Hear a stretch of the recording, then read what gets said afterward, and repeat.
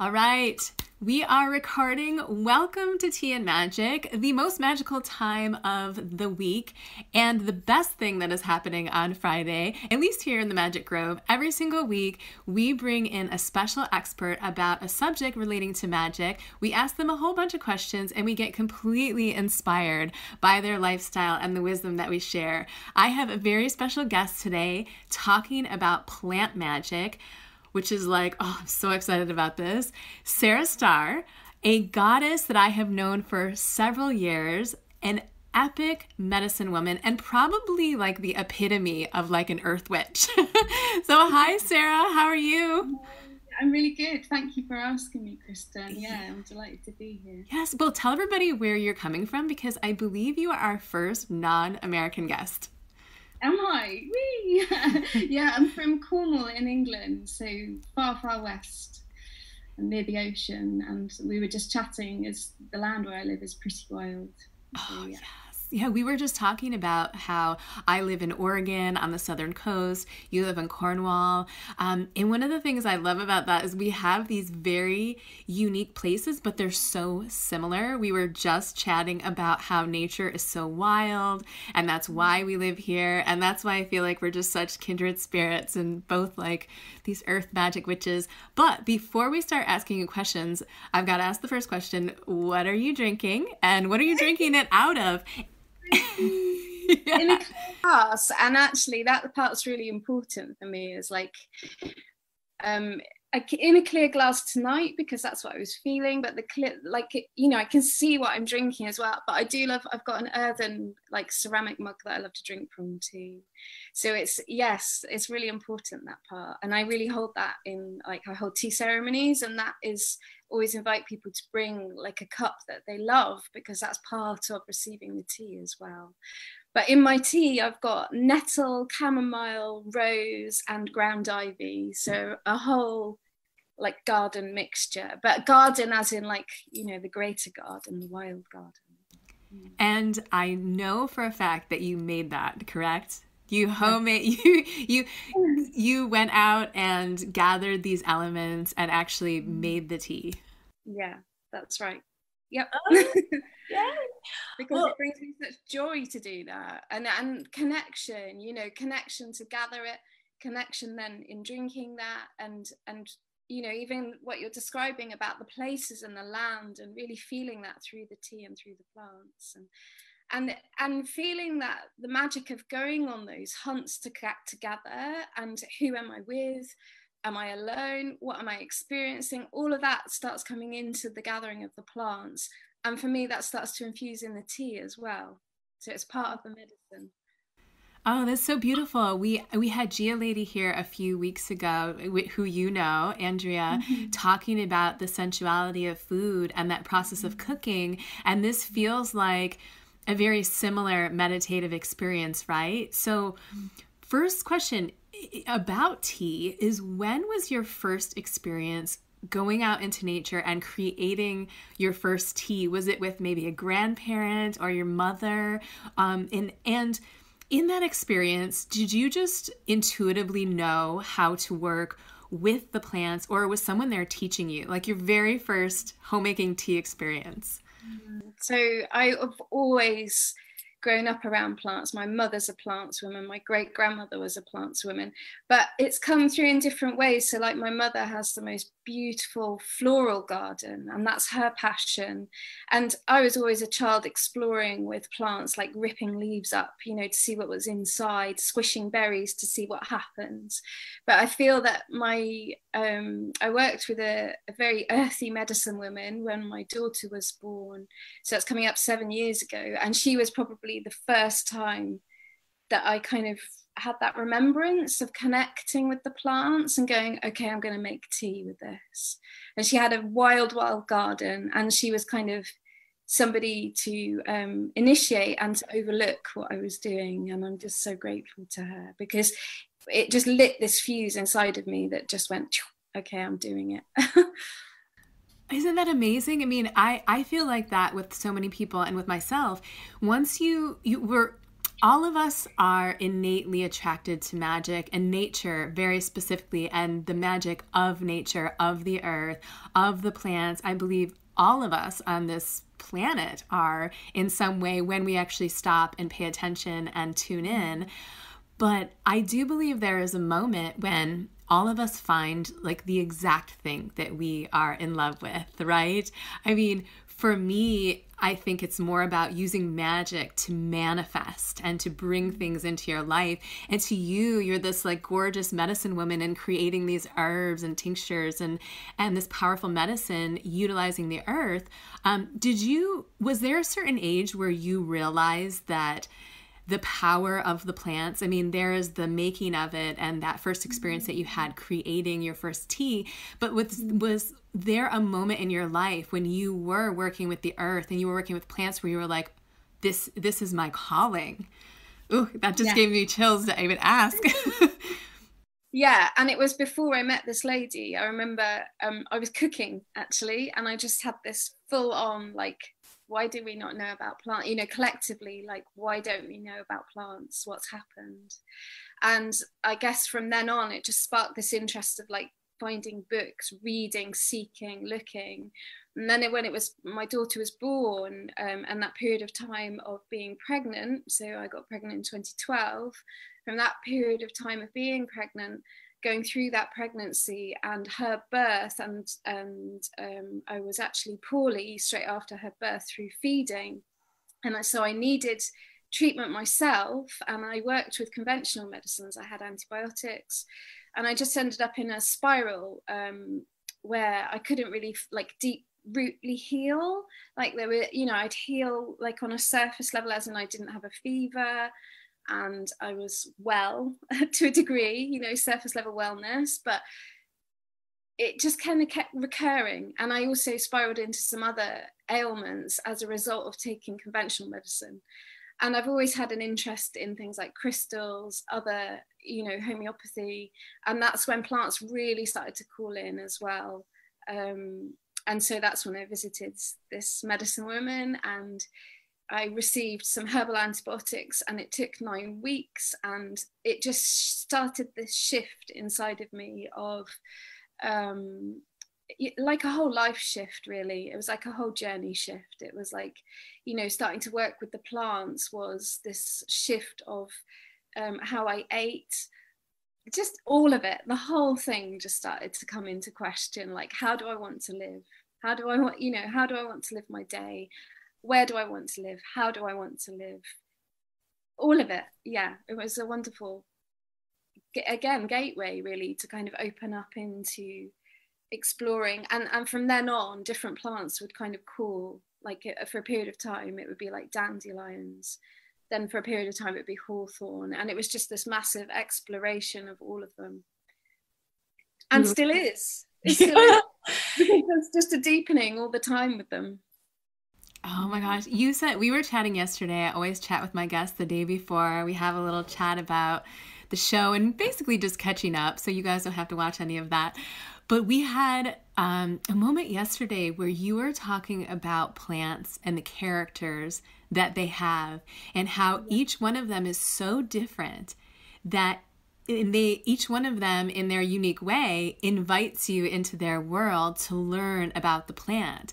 Can you tell us a little bit about that, and maybe an experience or two specifically that you had with certain plants that stood out to you that were like, wow, they're talking to me and I'm communing with them? Mm-hmm. I think I've always communed with plants. It's just the awareness and the realization of like, I'm communing with them. And I think it's then acknowledging, and then also, and I just want to kind of mention this, is like working through the layers of acknowledging that I communicate with plants as well, and reestablishing what it is to be a medicine woman, and being okay with that too. You know, there's some real deep processing in that, and that feels good. And a really strong reclamation for women and men, you know, wise people, wise women, wise men. But yeah, I've been holding tea ceremonies for a couple of years, and they really come through in that way collectively when we sit and share in a group, that this universal language starts to develop between all the people that are sharing the tea. And there'll often be a word or a feeling that people are experiencing that maybe, I don't know, 3 or 4 people will experience in a group of, say, 10 people. So they have this language that starts to come through and be heard by people, which is just, it is magical. And one plant that particularly speaks to me strongly is one called mugwort, and she is a real womb keeper, and she feels very much a plant of now for women to work with because she's so powerful, and she really brings in this essence of grounding and alignment and an inner fire, but that's that healthy inner fire of like re-establishing yourself, the one that I was speaking about, of like igniting your own soul. And another plant I could talk for ages about which ones. That's why we're here. We want to hear it all. I'm like so glued, so continue as long as you want. Hawthorn is another one that really I love, because she's just so wily and she's got a grandmother energy, so it's like this wisdom just pours through her. For those people that have experienced England or even live in England now, if you visit the moorlands, the hawthorn tree can quite happily grow on her own in this very knotted, gnarly, bizarre and yet deeply beautiful way. And for me, that speaks so hugely, to have that strength to just grow in her beauty, but not necessarily a classic beauty, and yet there's this exuding beauty that comes through her. And she has amazing flowers and leaves that really help like heal the heart, physically as well. You know, these plants bring through the physical qualities and medicinal qualities for our physical bodies, but also the energetic healing too. So it's kind of both. And also this vibrational medicine of the earth, of Gaia, you know, pours through the plants. And I think that was a really noticeable thing when I started really having tea, is this sense of clarity started to pour through my body. And when my body started to receive that, you know, never mind what I was thinking, my body alone was like, I want more of that, please, because that is just like deeply nutritious, deeply nourishing. Oh yeah. And you know, I feel that way as well. There's certain teas that you are drawn to. I mean, we're just talking about being drawn to certain, everything's magic, but certain types of magic, the certain aspects of it. But it's the same with food. It's the same with earth elements, is you are drawn to certain things because everything on this planet is alive. And I love that you just mentioned vibration, because, you know, I think that's one thing. Well, I want to get into a bit of a controversial topic here. You probably know what's coming, is you were talking about Western medicine, and then we're talking about plant medicine and plant magic. So first, let me ask you, before I ask that question, if for people that aren't familiar, could you succinctly define, like, what is plant medicine? What is plant magic? For those people that are here that are be like, okay, I just need like the background of that. Then I'll ask my question.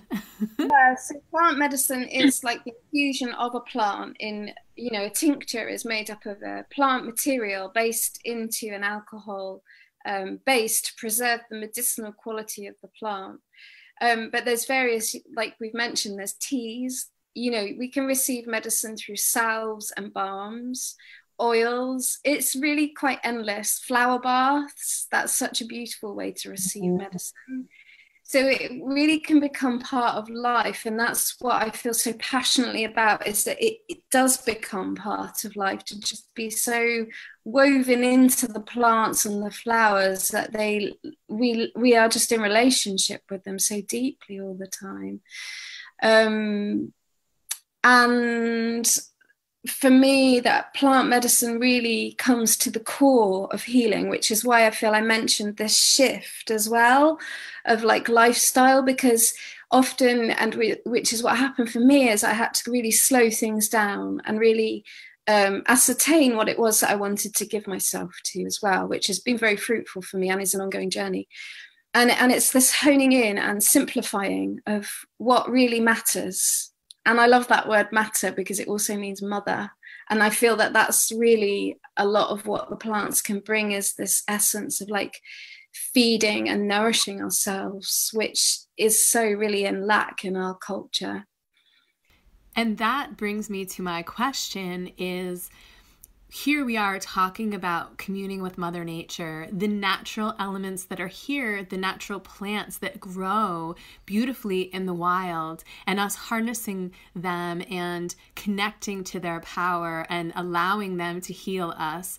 Because when we connect to the plants, when we connect to earth, it's you can go out and you can take a walk, and that clears anxiety. You don't really need to always take medicine. You don't need to do these other things.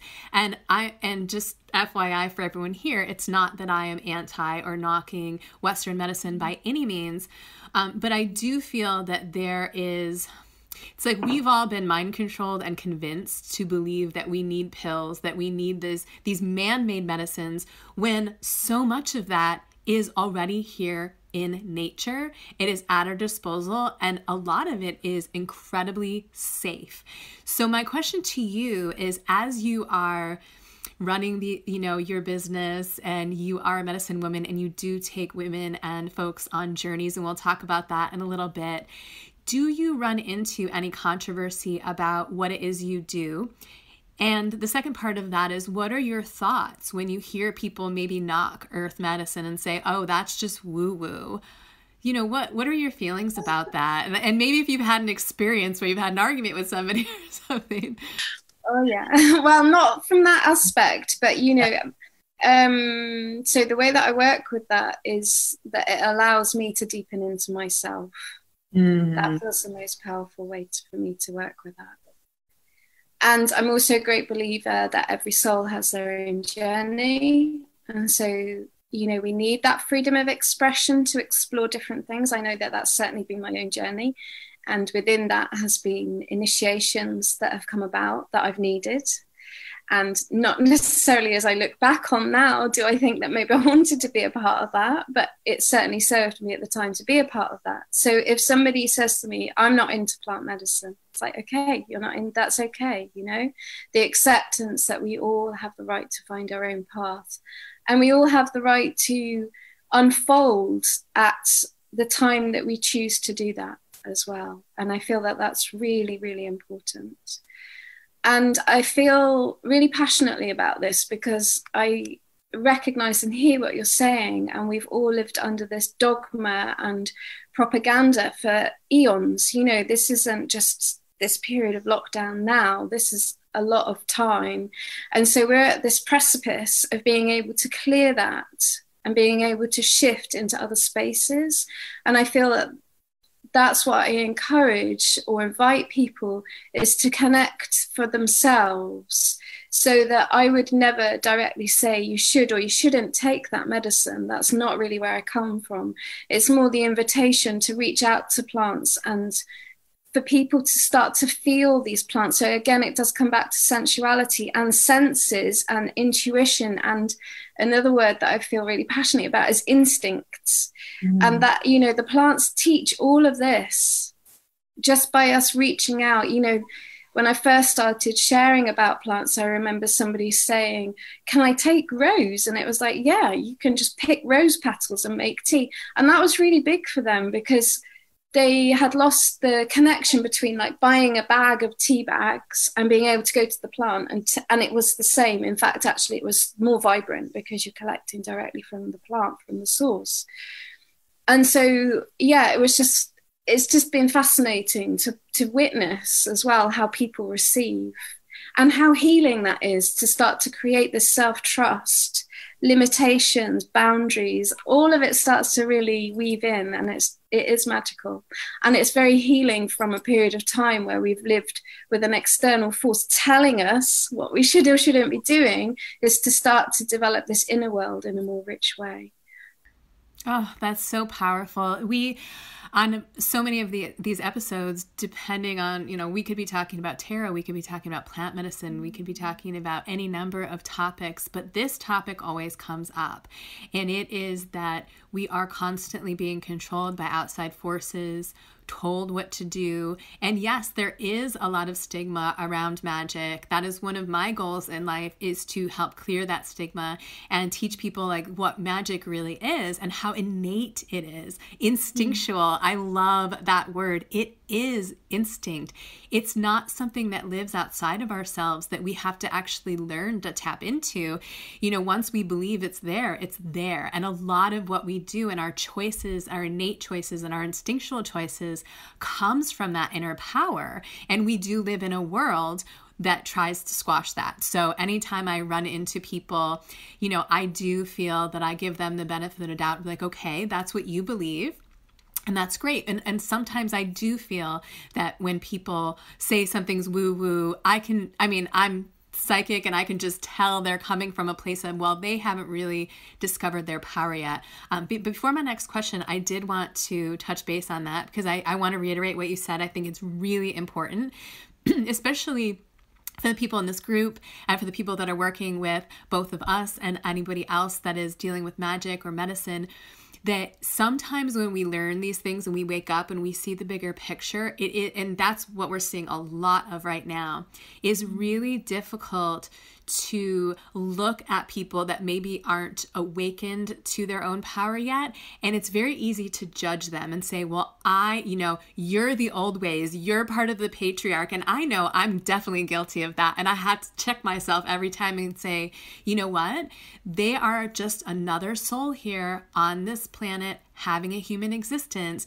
I am in zero control of their existence and I don't know what their soul plan is. So how can I possibly judge it? They may wake up, they may never wake up. They have their own journey. And that's really the point that I wanted to make for anyone watching, is everyone has their own journey, as chaotic as it might seem. We seem to put some people on a pedestal and then throw other people down. Everyone's having an experience that's completely different. And that judgment is really kind of what lowers our vibration, right? Yeah, and isn't that part of the old paradigm, if we're going to go into, like this precipice of like, okay, let's just rip up the old book and move into something else, because really this is at the end of its days as far as I can feel, and this yearning inside of myself is for another way that I know is totally possible. And I think also I hear you touching into sovereignty as well. So, if somebody is finding something difficult, I honor their journey and who am I, there's a trust in a bigger picture and a bigger plan happening here, and we all have our part to play. Ooh, so one of the other things we talk about, and this is leading into the next topic here, we talked yesterday a lot about the coronavirus, what's happening. So anyone that's watching this later, depending on what month, year you're watching this, we are in the middle of the pandemic right now. It is May 2020. What we were conversing about was that this is the perfect opportunity. Mother Nature is giving us the perfect opportunity to, just as you said, slow down. And I had mentioned to you that, I'm reading all these articles about how this is kind of, I don't want to say planned because I don't want to get into conspiracy, but that this could have been planned by all of us. We all came here during this time because at the same time that the virus is happening, the earth is accelerating, our energy is vibrating higher and higher and higher. And what that does to our bodies is even if it's like, yay, we're going up to 5D, our bodies actually need time to adjust to that vibration. We can't just hop up to another vibration in a hot minute. Our bodies are like, wait a minute, we have just been in 3D. Like, we actually need time for all our cells and everything inside of us to adapt. And so what we were talking about, and what I love to hear your thoughts on, is during this coronavirus is the perfect opportunity to slow down and not only allow your body to adapt, but also spend that time reconnecting to your physical environment. That means the earth. That means your body. That means everything around you that's in this plane, instead of doing what we always do, which is like being in our brains and being in the future or being in the past. So what are your thoughts on like slowing down? Oh yes, totally, is slowing down. And this feeling of like slowing down to receive, how can, I mean, a lot of what well, all the plants I work with are wild native plants, and in order to fully receive them, you have to be at a real centered point of stillness, because they work in the subtle realms. And if I'm frantic, I can't feel their medicine.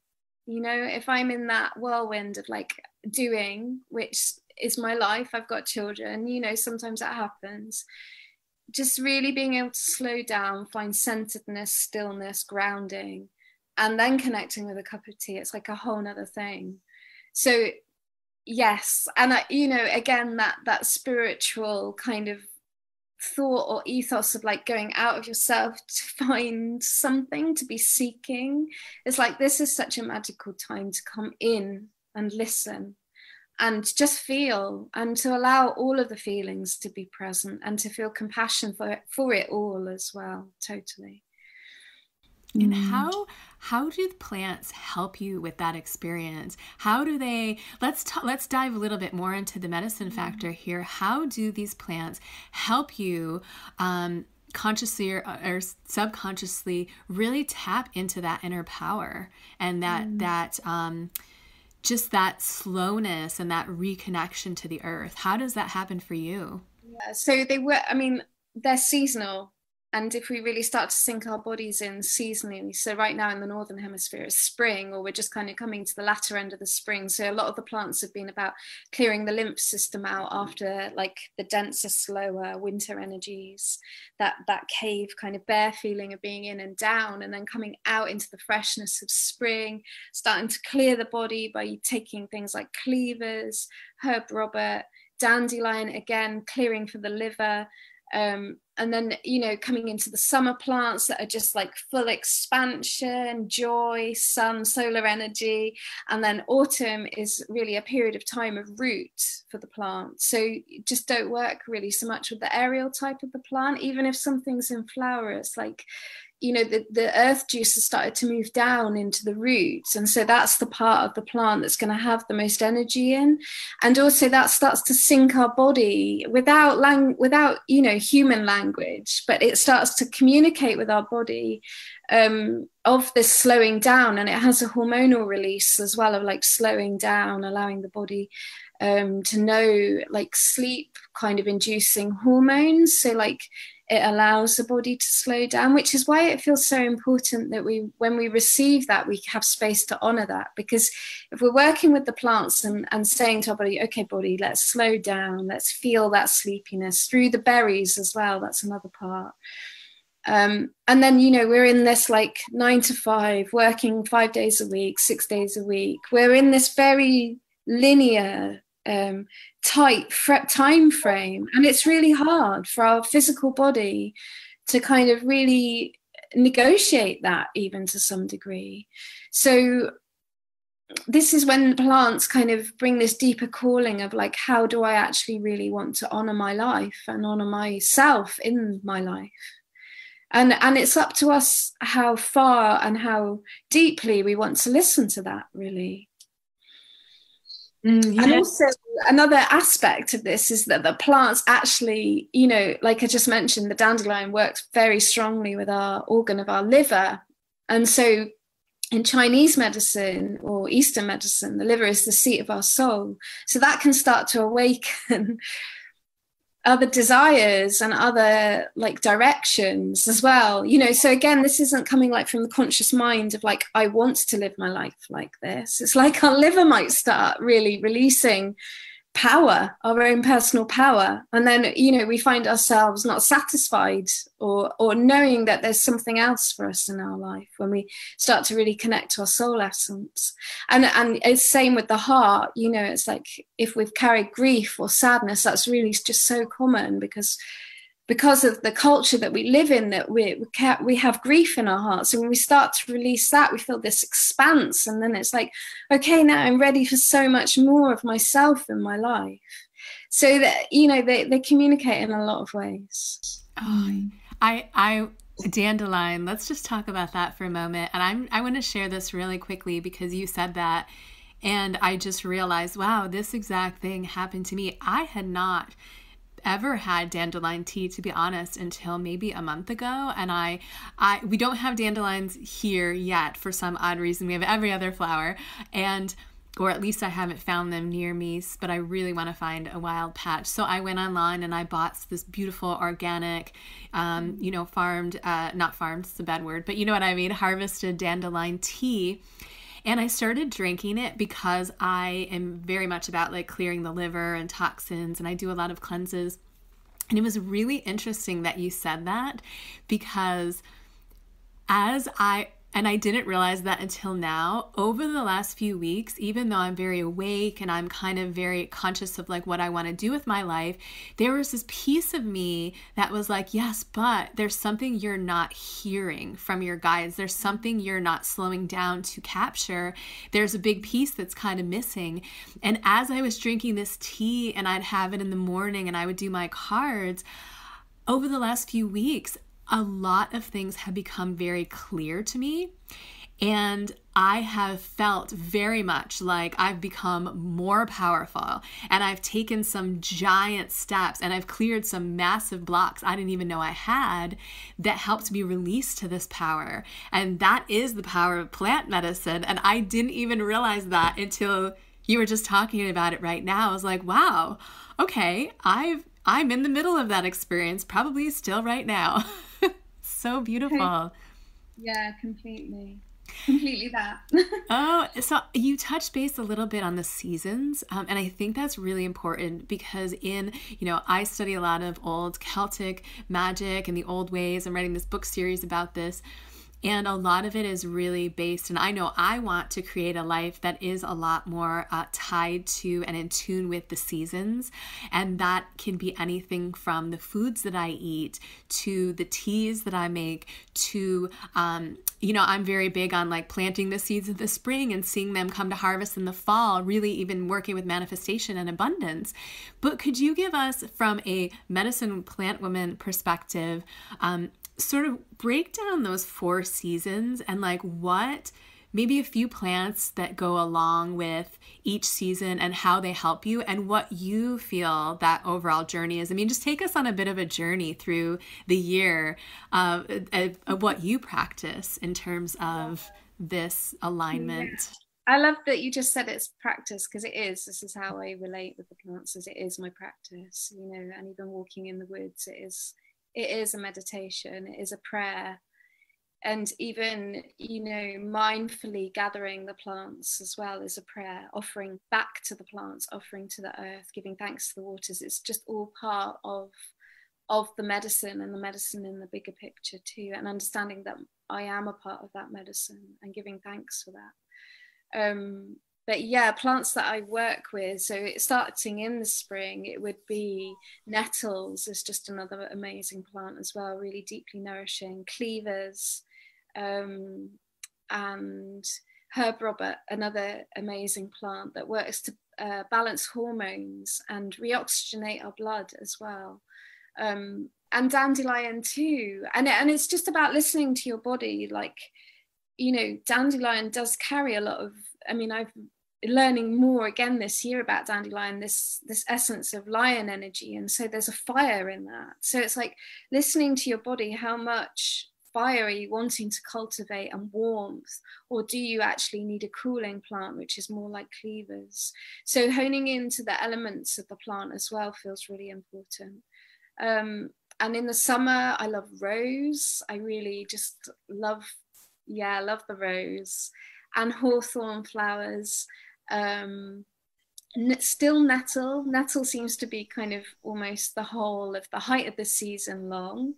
And honeysuckle, and there's different. I don't make a medicine particularly. I have made honeysuckle honey from honeysuckle, but there's an art in medicine making, and so it's like an experiment all the time, like particularly with delicate flowers like rose and honeysuckle. Like if I made an immersion of honey and honeysuckle into honey, and you have to be really careful to like I have my medicines around me every day in the kitchen because I'm always checking in. What do they smell like?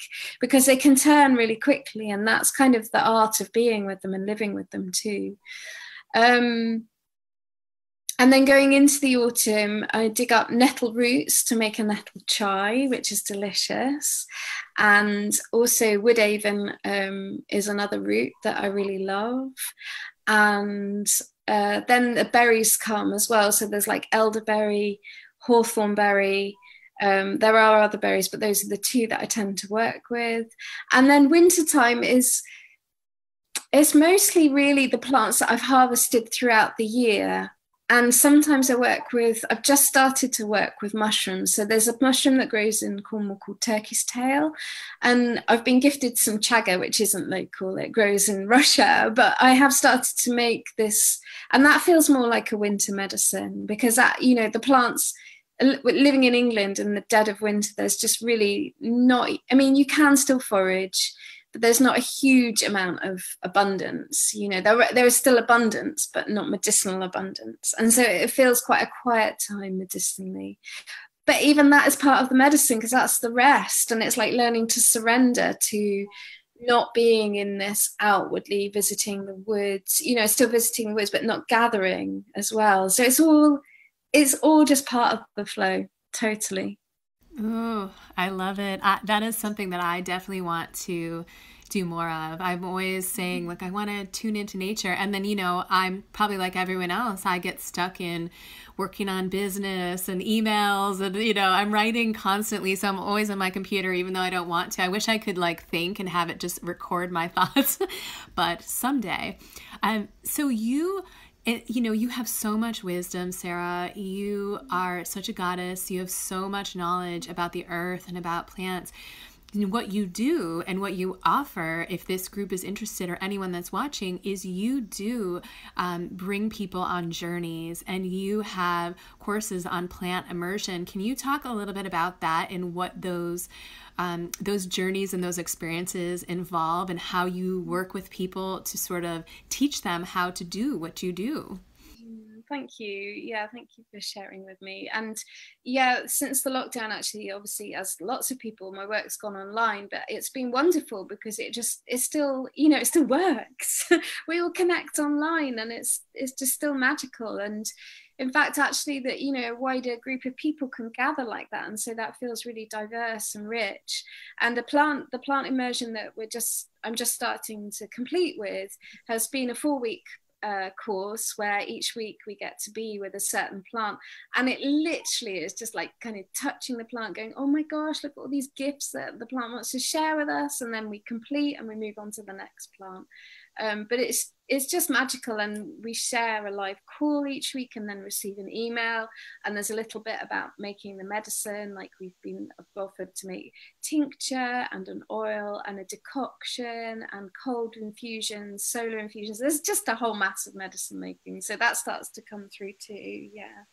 And the aspects that I was talking about in terms of bringing forward that deep container of healing, of always asking, what is it that I want to explore in myself? Where am I at in my journey? What's my intention? The intention with the plant is deeply important, because then the plant can really start to communicate with us for where we are. That part's really important. And again, we just learn to kind of hone in. It's this lovely masculine energy of honing in, what is it that we want to know from the plant? What gifts, they're teachers, they're guides. What do we want to know from them? I love that. We have a question from the group. Casey is asking, and I know she's very interested in what you have to say. What are the best ways to preserve plants? It depends what plant. It really does. If I think I've just touched into this, if you have a delicate plant, immersing it into alcohol it feels quite strong. So it's like having a tea from that plant is really wonderful. There's some plants that really suit being in an oil, and others that just disappear in an oil. So it really is very plant specific. And that kind of is part of the journey of exploring within yourself, what plant you're really drawn to being with.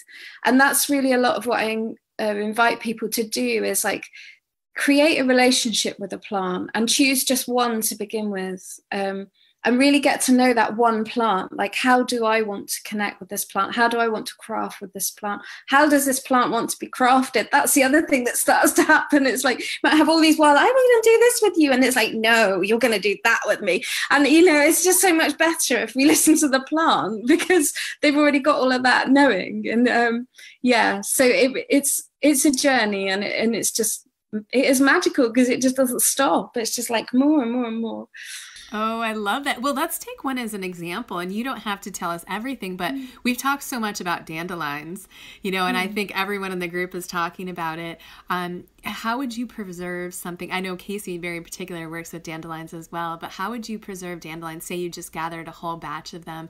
I mean, you work with them a lot as well. What are some of the things you make with them, and what are they good with? Are they good in oil? Are they good in tea? You know, obviously in tea, but what else? Yeah. So dandelion's pretty versatile. It can go in an oil and make a really beautiful infusion. A solar infusion would be amazing. I haven't done that, but that would be like a double kind of whammy of solar energy, wouldn't it? The solar of the dandelion. But the dandelion has got a dual aspect, because then it has a moon clock as well. So it's got this lovely union. And I think that really comes back as well to what we were talking about, you know, in terms of either people wanting to be part of plant magic or maybe not getting it, is like this feeling of unity in it all, you know, even if they don't want to, that's okay. It's just like bringing in this universal energy of connection with the earth as well. And tinctures. I think tincture with a dandelion is great, because it really holds the medicine of that plant. Yeah. Is that one of the plants that you work with in your immersion course? Yes, it has been. That hawthorn, nettle and rose. And it's been wonderful because we've started off with dandelions. So it's like really invoking the courage, you know, what is it I want? What do I want to do? And then kind of coming into hawthorn, so like lots of wisdom, grandmother energy. Then the rose, that lovely divine feminine softening through the heart. Still having thorns of protection, but this lovely blossoming. And then this week we're grounding it all in with nettle, like real earthy, wild nettle. So it's just been wonderful. Oh my God, those are some of my 4 top plants. I tell everybody, I've probably mentioned this on other episodes, but and you probably know this, I work with the goddess Morrigan, and she has this beautiful cave that they say she dwells in Ireland, and directly over the cave is a giant hawthorn tree. And so I've done a lot of research into hawthorn. I was like, what is the magic of this tree? But I really, you know, they're not here, or haven't found them here, so that would be so amazing to dive into. So if someone, you know, weren't able to work with you, or they wanted to do exploration on their own, where would you suggest someone start if they're like, okay, plant medicine, where do I even start? And I know you teach this, so obviously we're encouraging everyone to go work with Sarah, but say they are off on their own and they want to start learning in an organic way, where would you suggest someone started with this process? Find the plant that speaks to you most and start with that one, because there's a reason why it's speaking to you the most. And as soon as you start to tune yourself, like your whole being, into why is this plant everywhere? Because that's kind of what happens. And that's really what I share on the Plant Immersion course as well, is like, you know, if you're working with rose, you might be driving along and there's this massive advert with a rose in it. You know, this is how plants, it's not necessarily this beautiful rose bush in someone's garden. It can be like Open Magazine, there's a rose, or you hear a song and there's about the rose. So this is how the medicine starts to really work and weave through life. And that's the deepest magic, I feel, too. Oh, this is amazing. You know, it's the same thing when we hear this all the time with like angel numbers and numerology, and I think it's easy to see repeating numbers and to understand that you're receiving messages, but I actually never thought about that from plants. You know, I'm always on my nature journeys and my hikes, and I do, like right now I'm seeing a lot of irises everywhere. It's like they're purple. Purple flowers to me, it's like purple flowers everywhere, and I notice them. But I never thought about that, is why does this plant keep coming up in conversation? And that's obviously Mother Nature trying to talk to us. So Has there been a time when you have had a very specific plant? I mean, you are aware of this, but has there been a time when you have had a plant just come to you out of nowhere, if it has, tell us a little bit about that, because I just want people to hear what that journey is like, is the recognition that it's speaking, how you communed with it, and how you received the guidance from the plant. Yeah, mugwort. And just that, I remember being on holiday where I live now and just driving along, and this whole great bush of her, and I wasn't even sure that it was her. First of all, I had to go, and I was smelling her, because this is part of plants as well as scent, touch, you know, the visual part, also where plants grow. Like some plants prefer to grow in one area, and when mugwort grows, she doesn't necessarily have a smell. So initially I was a bit confused. I was like, well, this looks like her, but it's different, because she was growing near the ocean at the time as well.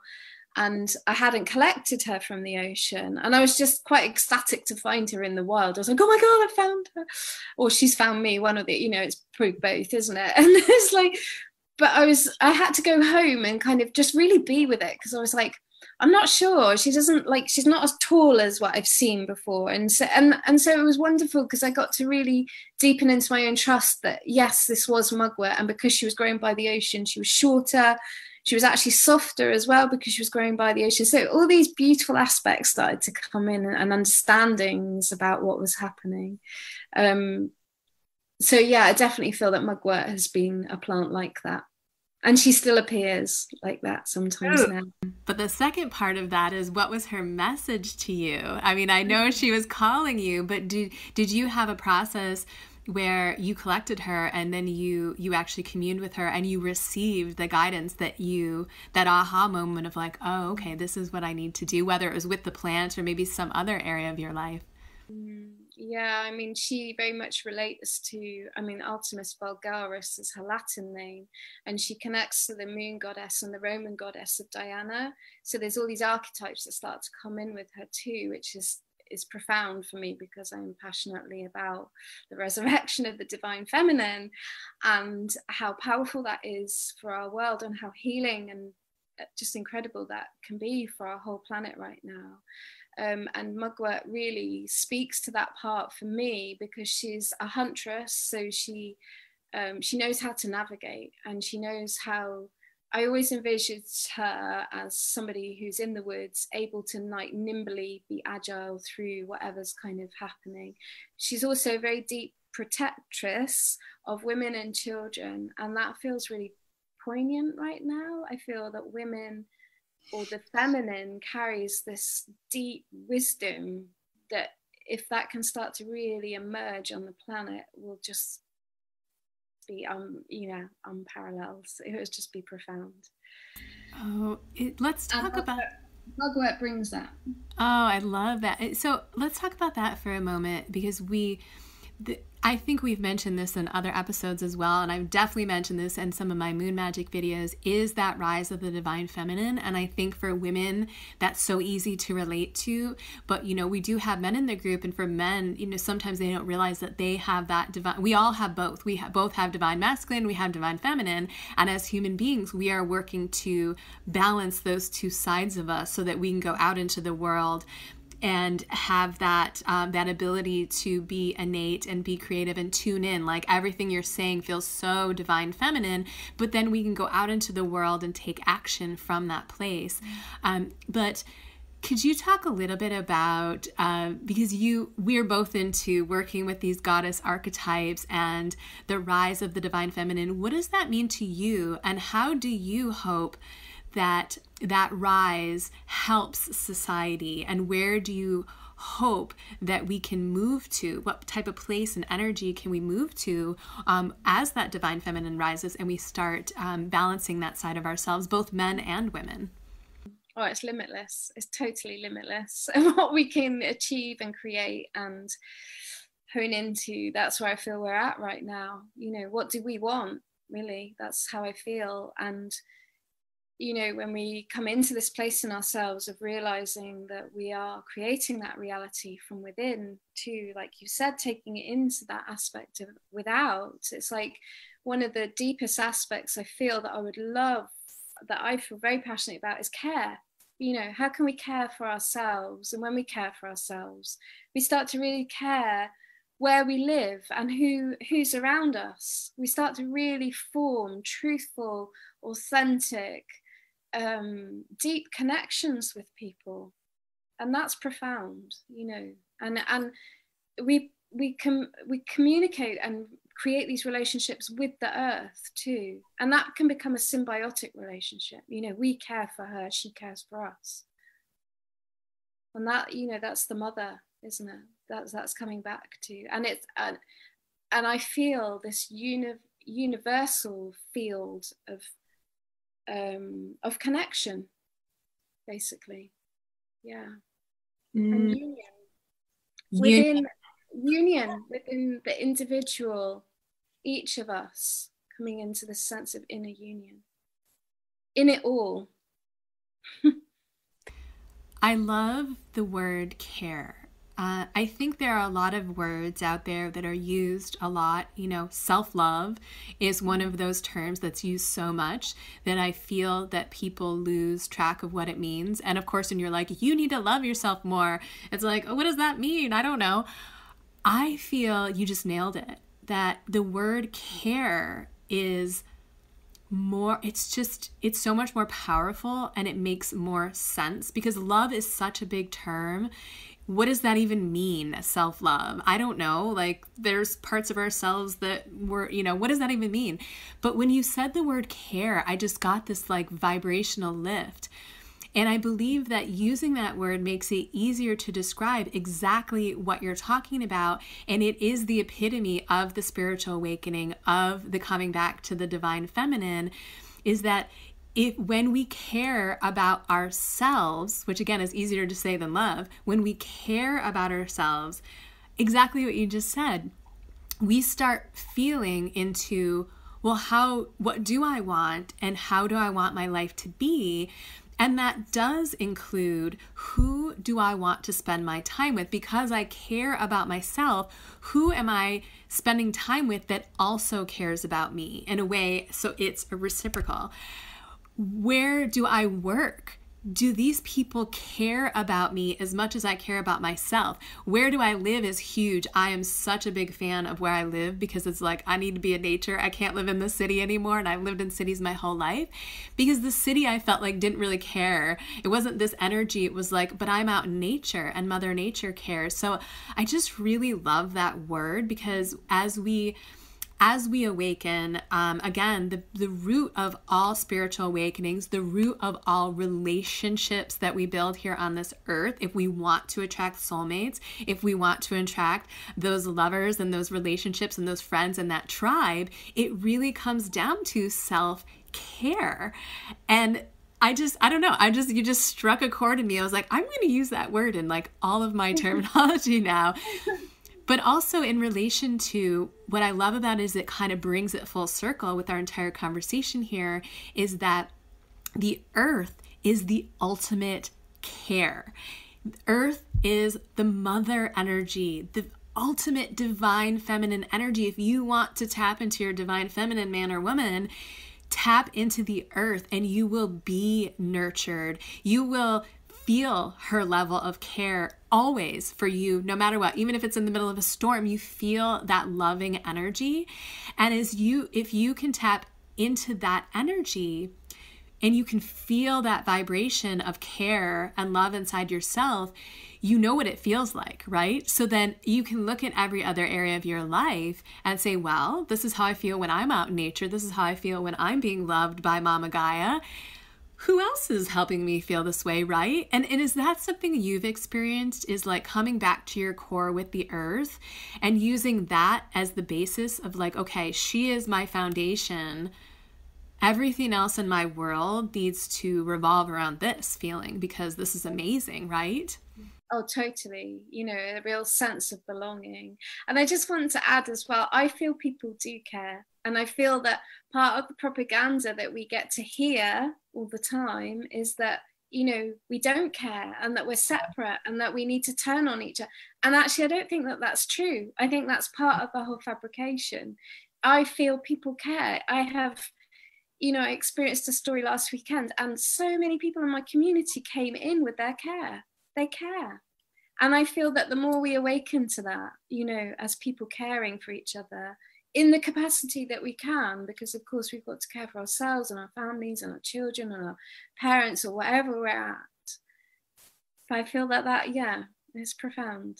It's an innate part of human nature. Of course we all have compassion. There's not a even the most quote unquote evil seeming human being, everyone has compassion for something. And I love that you said that, because that's what we're seeing with this pandemic right now, is we're seeing one side, I'm going to call it sides for now, but you guys know what I mean, is we do see people trying to feed that fear of separation, using this as an opportunity to, you know, blame that person for not wearing a mask, da-da-da-da-da.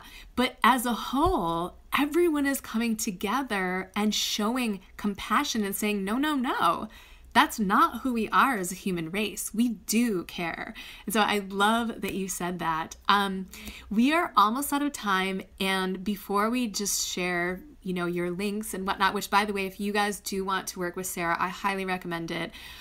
She's just such a goddess. I met her several years ago in Goddess Boot Camp, I want to call it, Sophia's class. No, it was Temple Body Arts. But I will be posting all of her links in the description, so I will get those from you. But in our last few moments, are there any words of wisdom that you feel either from yourself or that maybe you have felt communicated through you from Mama Gaia, from the earth, to give to the rest of us as like a parting message of, you know, this is what you need to know. This is the wisdom that I want to share for this moment in time that we're all living through right now. Yeah, we know who we are and we just need to remember. And, you know, it might be a journey. There might be moments where we forget who we are, and that's okay. But we know who we are. And we just need to take our power back and to stand in that bliss and that exhilaration of who we really are. And let her hold us, come back into that relationship and trust her. I love that so much. Remember who you are. Let Mother Earth, when you feel unsafe and uncertain, let her hold you. And allow her to show you that you are a powerful human being. We all are so powerful, and that is magic. That's what I talk about all the time. Thank you so much, Sarah. Oh my gosh, you're one of my favorite humans. I absolutely adore you. Kindred spirit hair, nature witches. So you guys, again, if you want to get in touch with Sarah, I'm going to include her information in the description. After this, if you're watching this on Facebook, you might be watching this on YouTube, so you can contact her at any time. I appreciate having you on so much. And if you guys love this, definitely tune in every single Friday, 12 p.m. Pacific Standard Time. You can find the link on themagickgrove.com. That is magic with a K. I'll put the links below and everything as well. And if you're part of our group, you can see this video afterwards at any time, and I'm going to be posting it everywhere. So thank you guys so much for watching. This is Plant Magic, a very earth elemental experience, and we'll see you next time. Bye. Thank you.